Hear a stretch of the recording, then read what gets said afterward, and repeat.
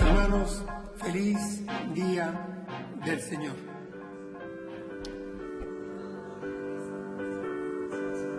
En el mundo hispanoparlante, la cristiandad celebra en el mes de septiembre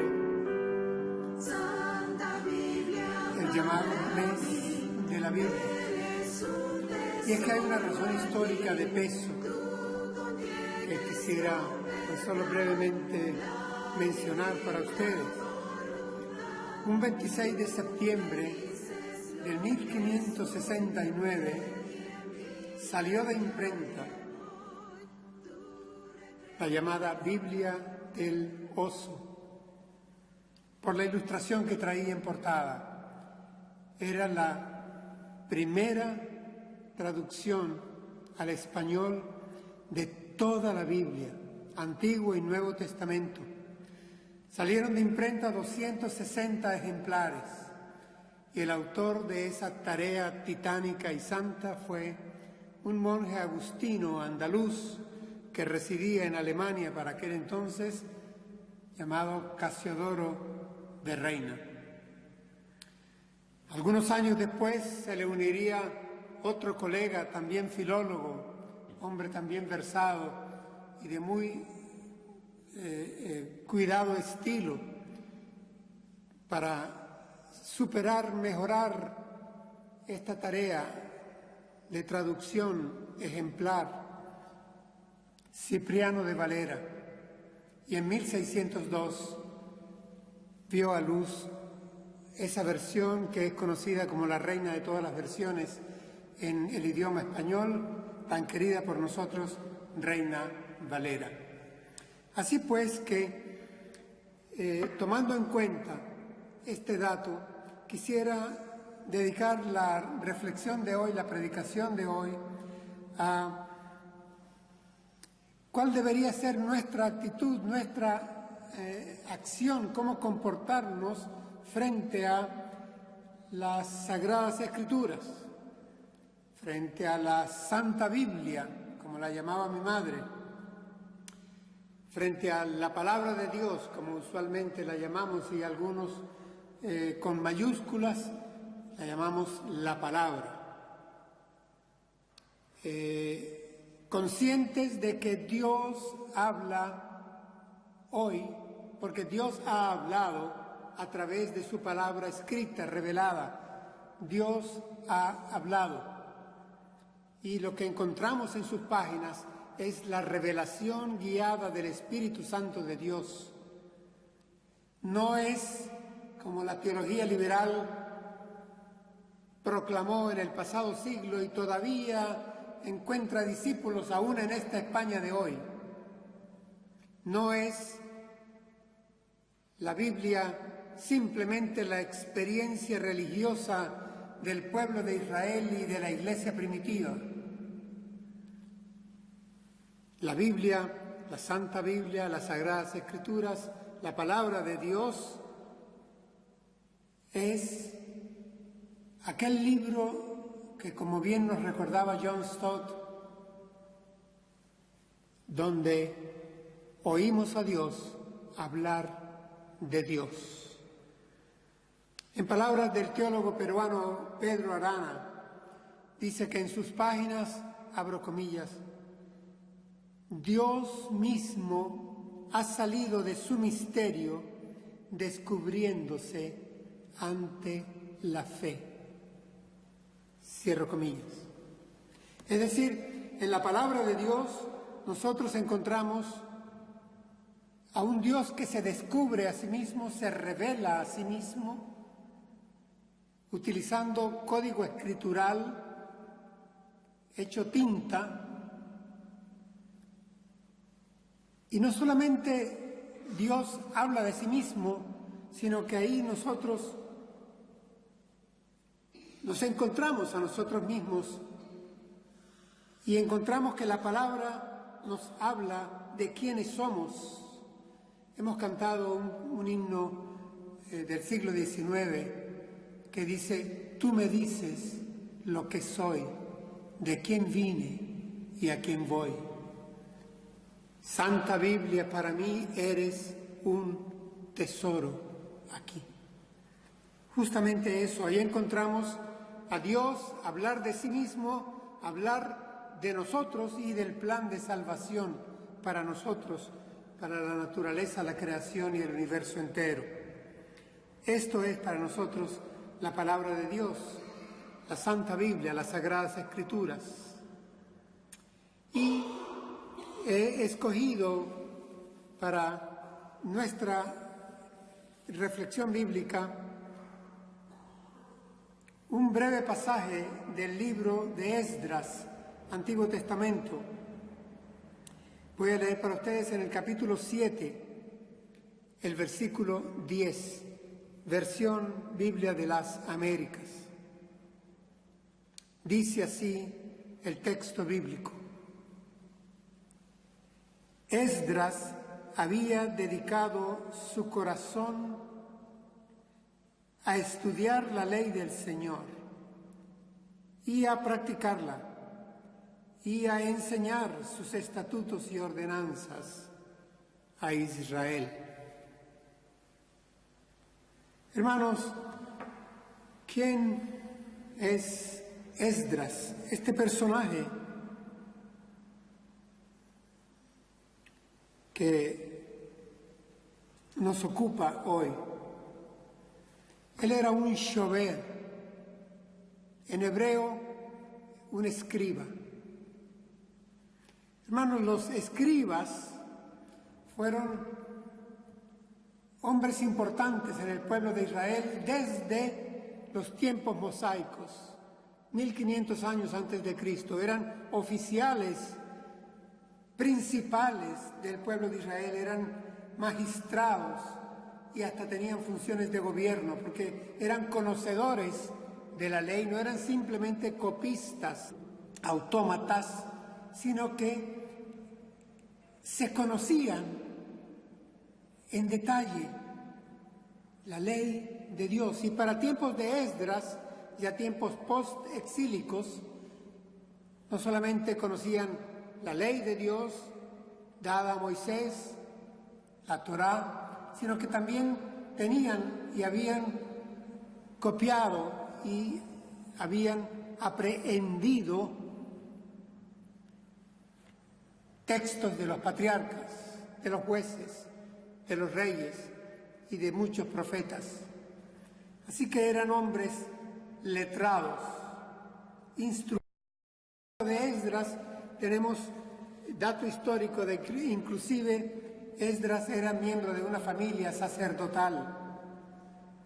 Ciertamente faltan nombres en su lista genealógica y aquí yo quisiera, a manera de lección, advertir que cuando estudiamos el Antiguo Testamento nos encontramos con frecuencia, con bastante frecuencia, con listados genealógicos que no tienen el interés de precisar una filiación biológica, ni siquiera cronológica.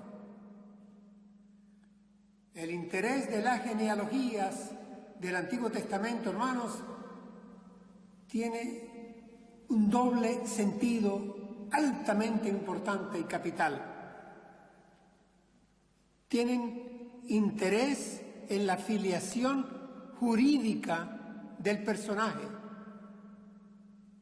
del hombre o de la mujer de Dios, y tienen interés en la filiación teológica que este hombre o esta mujer habrán de llenar en esa línea de salvación para el pueblo de Israel, para la iglesia primitiva, de manera tal que el plan de salvación de Dios se va cumpliendo en la historia a través de hombres y mujeres vinculados genealógicamente entre sí. En tiempos de Jesús, los judíos contemporáneos se llamaban hijos de Abraham. Y es que la palabra hijo para la cultura semítica tiene un sentido mucho más amplio, que el que nosotros utilizamos usualmente. Así que cuidado, hermanos, cuando una vez más incurrimos en ciertos materialismos de la letra bíblica y somos incapaces de nadar en profundidad y de buscar el significado, la importancia que yace o subyace en estas genealogías. Esdras, el personaje que nos ocupa y que espero nos dé ejemplo de la actitud y la acción, del comportamiento que debemos de tener como hijos de Dios frente a la Escritura, al encontrarnos con la Escritura revelada, con la palabra de Dios.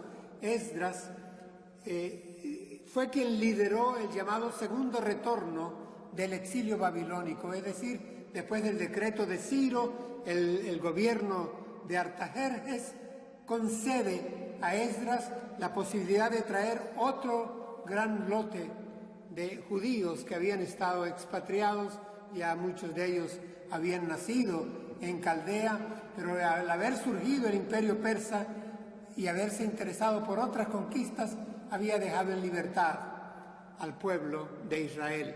Así que Esdras lidera este segundo retorno. Él pasa a ser, por lo tanto, un alto personaje importante, pero de carácter post-exílico en la historia del pueblo de Israel. Tiempo, por cierto, en el cual la docencia de la ley de Dios, la docencia de la palabra de Dios veterotestamentaria, ya había ido siendo cedida de sacerdotes a escribas. Por lo tanto, Esdras tenía esa alta responsabilidad. El Señor Jesús reconoció, confió en la integridad académica y espiritual de los escribas. Citó siempre a pasajes del Antiguo Testamento que habían sido copiados por ellos. La autoridad de estos hombres, su integridad, su talla, honestidad académica, religiosa, espiritual, su reverencia ante el texto bíblico para ser fieles en las traslaciones de unos papiros a otros, de unas copias a otras, es innegable, nadie la puede cuestionar a día de hoy. Veamos ahora sí, entrando ya en materia, en el texto mismo, qué ejemplo nos da para nosotros el personaje de Esdras frente al texto bíblico, al texto revelado, según el versículo que hemos leído y que vuelvo a leer para ustedes.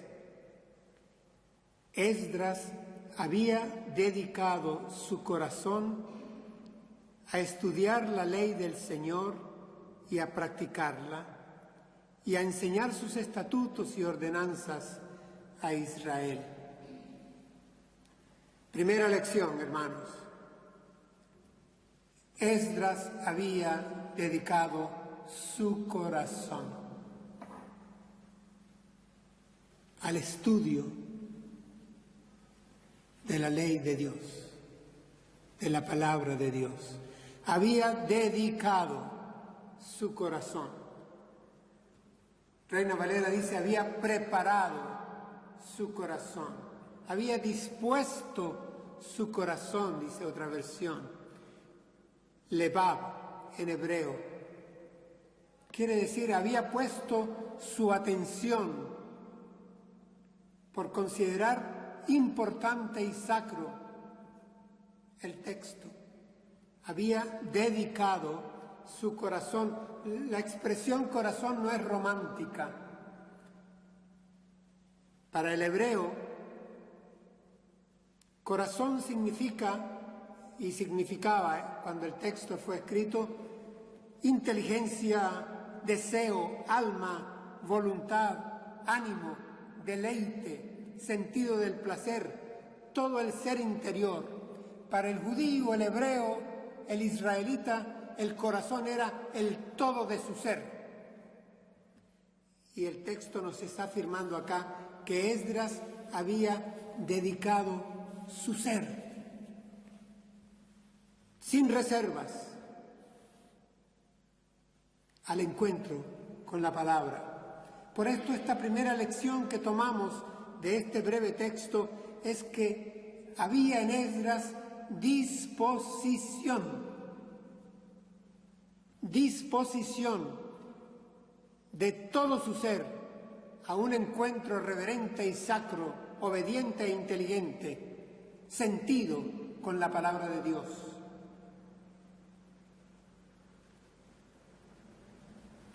El Salmo 119 nos dice: oh, cuánto amo yo tu ley. Pero es que justamente, hermanos, creo que es imposible amar a Dios y no amar su palabra, no amar su voz. Quien ama a Dios, ama la voz de Dios, porque ahí está expresa su voluntad y está expreso su carácter, su identidad. Amar al Dios revelado es amar su palabra revelada. Cuando en Deuteronomio nosotros leemos: amarás al Señor tu Dios con todo tu corazón. La palabra corazón es la misma que estamos leyendo en este texto. El Salmo 119 tiene varias referencias a la palabra de Dios y a cómo era estimada en el pueblo de Israel y por el salmista. Pero voy a leer para ustedes un texto que es bastante conocido. Escribe,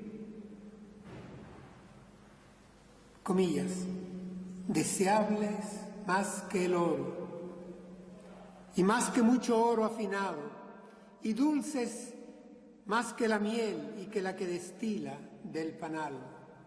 Salmo 19, 10. Es decir, en esto de dedicar el corazón, preparar el corazón para el encuentro bíblico, está involucrado definitivamente el deseo, el amor, la pasión por el texto. Ese texto revelado es un encuentro con el Dios de la palabra, el encuentro que se da cuando abrimos la palabra de Dios para leerla. Disposición es la primera lección. El texto dice: Esdras había dedicado su corazón a estudiar la ley del Señor. Fíjense, hermanos, no dice que había dedicado su corazón a leer la ley del Señor, a memorizar la ley del Señor, a repetir la ley del Señor. No, dice que había dedicado su corazón, había preparado su corazón, había entregado su ser interior, su inteligencia, su pasión, su amor, su deleite a estudiar. Reina Valera dice inquirir, y la traducción ahí es muy correcta. Daresh. Inquirir, perseguir, averiguar, casi de manera obsesiva, escudriñar. No es simplemente leer. Y yo creo que de aquí nosotros debemos hacer una autocrítica. Hermanos, la lectura reverente de la palabra ha de ser una lectura inteligente, una lectura obediente. La reverencia no la habremos de expresar por una postura. Pongámonos de pie para leer la palabra de Dios. Es casi una especie de superstición creer que con una postura corporal estamos necesariamente vivenciando reverencia ante la palabra. Estaba leyendo en estos días la sugerencia de cómo leer la Biblia en un año. Eso es irreverencia, hermanos. Léase tantos capítulos del Antiguo Testamento hoy y un pasaje del Nuevo mañana y cuestiones prácticamente inconexas con tal de abarcar los 66 libros en un año. Hermanos, la lectura reverente de la palabra, inteligente, obediente, es una lectura consciente de que estamos frente a la voz de Dios. Pero de verdad, hermanos, estamos conscientes al leer la palabra de que esta es voz de Dios escrita para nosotros. De verdad, a veces leemos en el culto una larga porción de ella y la cerramos y añadimos una frase: que el Señor añada bendición sobre su palabra. Hermanos, vana palabrería, irreverencia. La lectura reverente de la palabra, el estudio de la palabra, tiene que tener un contenido devocional que supera incluso lo académico. Es un escuchar con atención la voz de Dios. Lo contrario es, por lo menos decir, mala educación. Oír y no prestar atención. En la mayoría de los textos del Antiguo Testamento en donde se nos insta a estudiar la palabra, se usa el verbo meditar. Y casi siempre va asociado a la frecuencia con que debemos hacerlo. Meditar en ella de día y de noche. Y no es un asunto horario ni de agotar las horas. Es un asunto de darle continuidad a esta meditación, a este estudio con la palabra de Dios. En este mismo himno al que hice referencia, hay una línea, insisto, que dice: eres infalible voz del Espíritu de Dios. Eres infalible voz del Espíritu de Dios. Hermanos, prestemos atención a lo que cantamos. Eres infalible voz del Espíritu de Dios. Esto debe llevarnos a la dedicación. Y ahí está la segunda lección. La primera es disposición. La segunda, dedicación. Dedicación. Estudio. El breve texto continúa. Nos dice que Esdras había dedicado su corazón a estudiar la ley del Señor y a practicarla.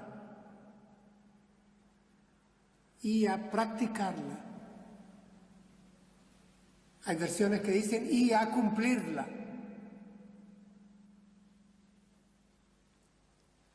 Hermanos, Esdras pasaba, como nosotros también debemos hacer, de la ortodoxia a la ortopraxia, es decir, del correcto aprendizaje, estudio y aprendizaje de la palabra a la correcta vivencia, praxis en la vida cotidiana de esa palabra.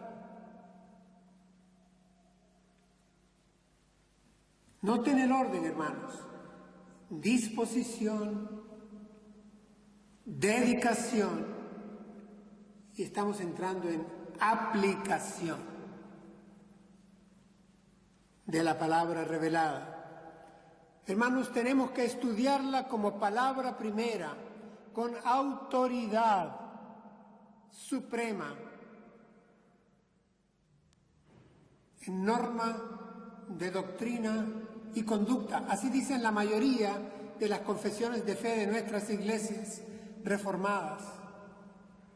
Es la sola escritura de los reformadores, pero es que ellos tan solo volvieron a la fuente y rescataron la autoridad de las escrituras. Una autoridad que vale para la doctrina, pero que también, por supuesto, vale para la práctica, para el día a día.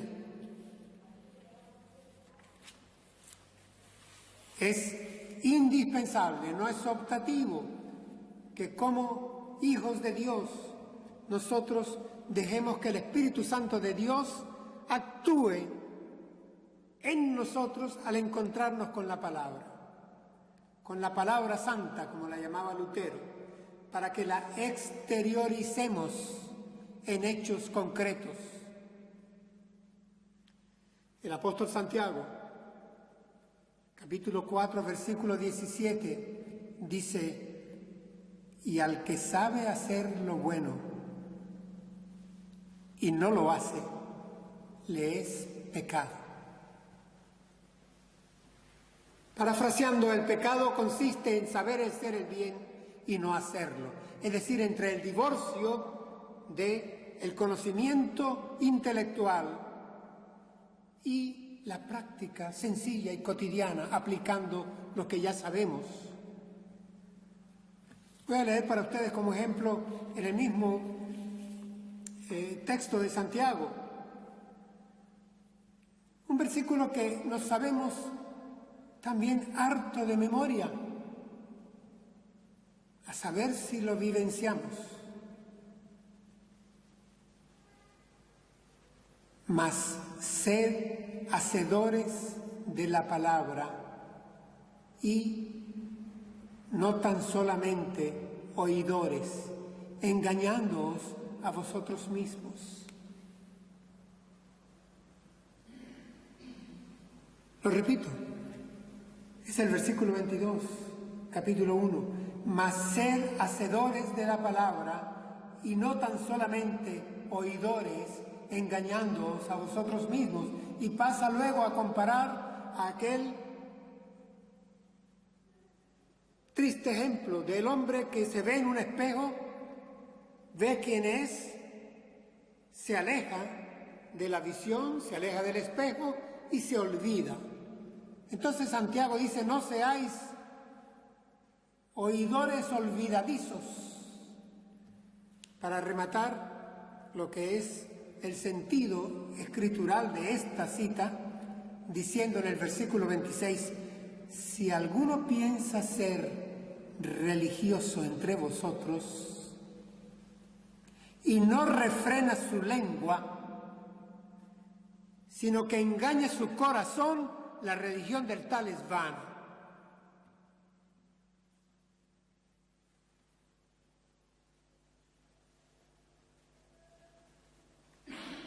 Repitamos el texto: ser hacedor de la palabra y no tan solamente oidor, aplicándola el apóstol Santiago al problema del uso de la lengua en la iglesia, del hablar, del mal hablar en la iglesia. Dice, comillas: si alguno piensa ser religioso entre vosotros y no refrena su lengua, sino que engaña su corazón, la religión del tal es vana. Reina Valera. He ahí un ejemplo sencillo de cómo debemos nosotros aplicar la palabra en la vida cotidiana, en lo sencillo. Disposición, dedicación, aplicación. A veces, hermanos, les soy franco, no sé qué es peor, si no tener la palabra al alcance, o tenerla y no leerla, o leerla y no estudiarla, ni reflexionarla, y luego, por supuesto, no vivenciarla. Porque, hermanos, es imposible practicar lo que no se conoce, y es posible conocer lo que no se lee. El orden aquí no puede ser invertido. Tiene que ser respetado. Preparar el corazón. Disposición. Entregarse al estudio del texto revelado. Dedicación.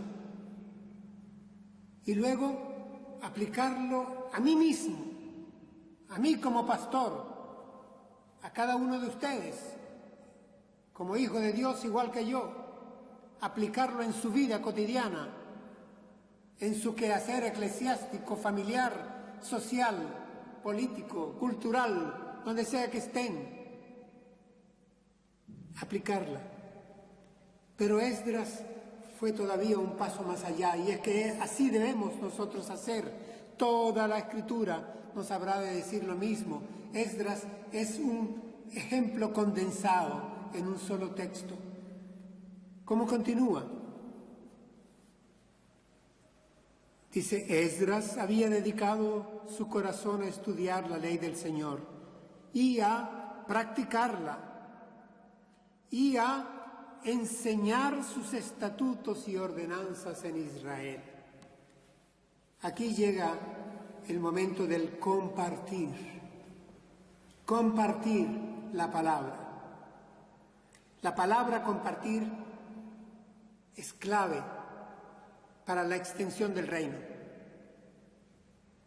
Pero noten, es compartir la palabra de Dios. No es compartir los comentarios sobre la palabra de Dios. No es compartir palabras segundas. Hermanos, siento que en la Iglesia, con la proliferación de los medios de comunicación, las feligresías están abandonando su encuentro con la palabra primera, con la palabra de Dios, con la palabra escrita revelada, el estudio bíblico, y se están haciendo fans de predicaciones ya construidas de otros hombres que han recibido, han estudiado y han comunicado.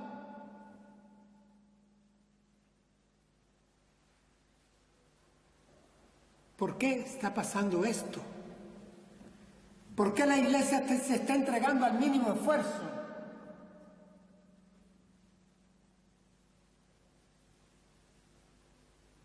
Tenemos cyberpredicadores y cyberfans.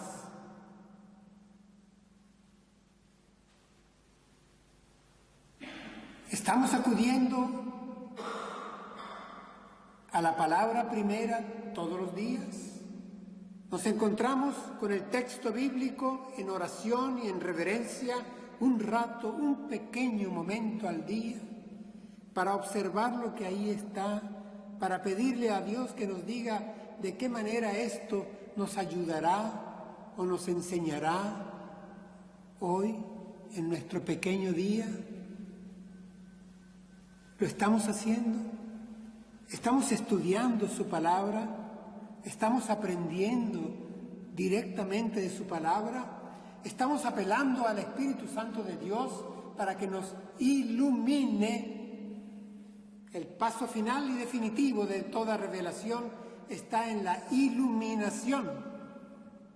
La palabra ya fue revelada, la palabra ya fue respirada, la palabra ahora tiene que ser iluminada en tu corazón, a tu corazón, en mi corazón, a mi corazón.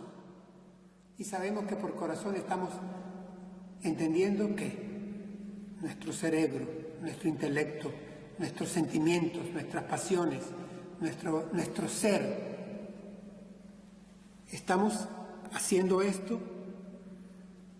Hermanos, no podemos, insisto, alterar el orden. Aquí está hablándose ya de comunicación. Comenzamos por disposición, continuamos con dedicación luego con aplicación y finalmente con comunicación. No podemos comunicar lo que no hemos estudiado, no podemos comunicar lo que no hemos vivenciado, lo que no estamos aplicando en nuestras vidas. No podemos comunicar aquello que no nos conmueve por dentro, por completo, que no nos llena, no nos apasiona, no nos quema, como decía el profeta.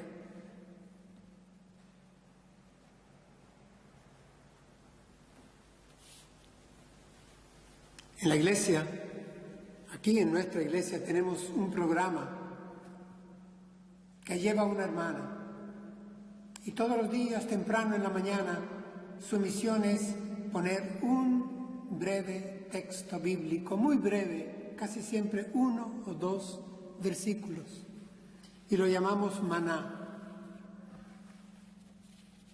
Eso es diaconía de la palabra, hermanos, eso es servir la palabra. Y no nos quejemos porque llega muy temprano, porque a veces, caramba, me llegó y aún el sol levantaba.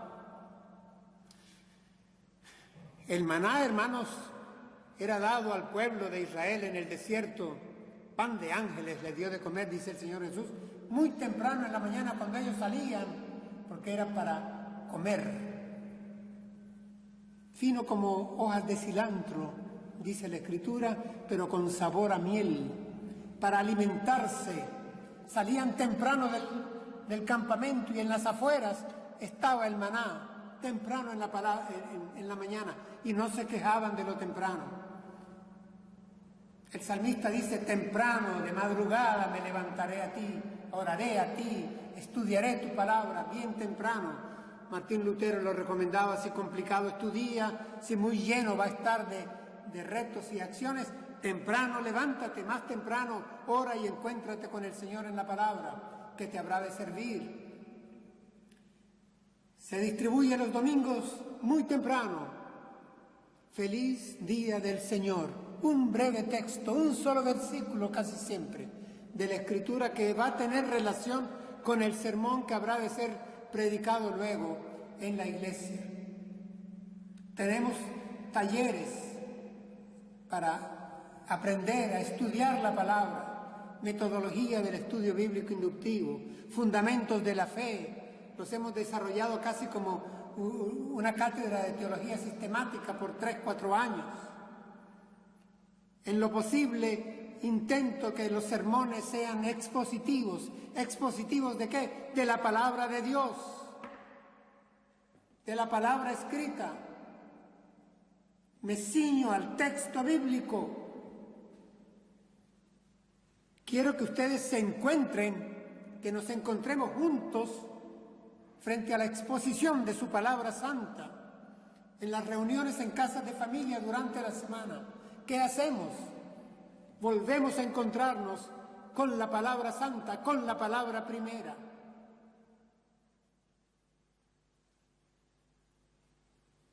Comunicación. Así que yo encuentro aquí un ejemplo en Esdras para nosotros hoy día. Me gozo cuando en el contexto escritural inmediato anterior dice que la mano bondadosa de su Dios estaba sobre él.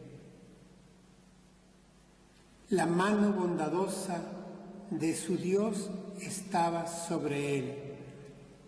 Y es que Esdras había preparado su corazón para encontrarse con ese Dios que se había revelado. Dedicaba tiempo para encontrarse con la palabra revelada de su Dios. La aplicaba, la cumplía, la practicaba en su día a día y la comunicaba a sus demás hermanos. Yo creo que este es el ejemplo que Esdras nos deja a día de hoy, muchos años después. Hermanos, en cuanto a su palabra, el Señor espera de nosotros que la deseemos, que la estudiemos, que la vivenciemos y que la comuniquemos en ese orden, en ese orden. No lo alteremos. Tomemos el ejemplo de Esdras y al encontrarnos con la palabra santa de Dios, con la palabra revelada, dediquemos nuestro tiempo,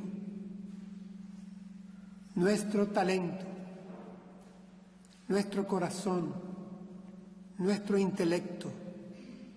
Hagámoslo en comunión, en comunidad de fe. Practiquemos esa palabra y comuniquémosla a otros. Les invito a que oremos al Señor.